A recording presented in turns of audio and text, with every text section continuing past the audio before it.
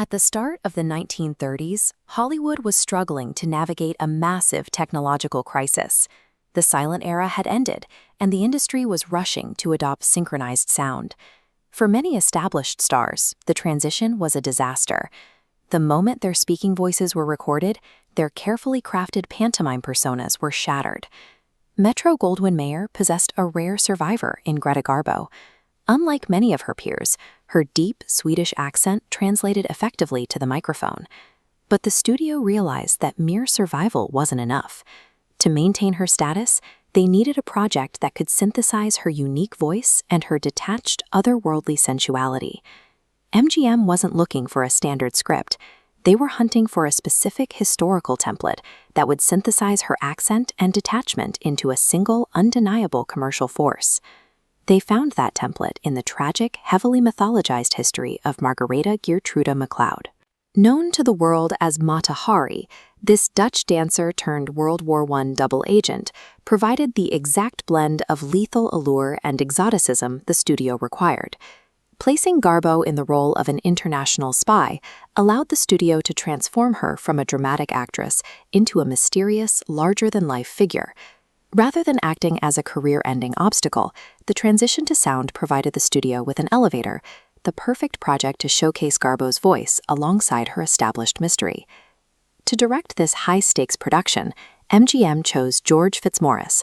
Born in Paris, he brought a level of European sophistication that was rare on the Hollywood backlots.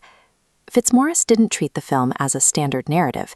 He approached the production as a deliberate exercise in icon design. He collaborated closely with Garbo's preferred cinematographer, William Daniels, to build a visual universe specifically suited for her. They moved away from standard lighting, utilizing heavy, expressionistic shadows and soft focus lenses to create a dreamlike atmosphere. They used dramatic key lighting that seemed to carve Garbo's face out of pure marble, visually separating her from the world around her. These technical choices ensured that the audience wasn't just following a plot. They were being directed to treat the lead actress as an idol. The film also benefited from a brief window in Hollywood history, known as the pre-code era. Before strict censorship took hold in 1934, directors had significantly more creative freedom. This environment allowed the film to explicitly flirt with themes of danger and sin, portraying a character who was both lethal and vulnerable.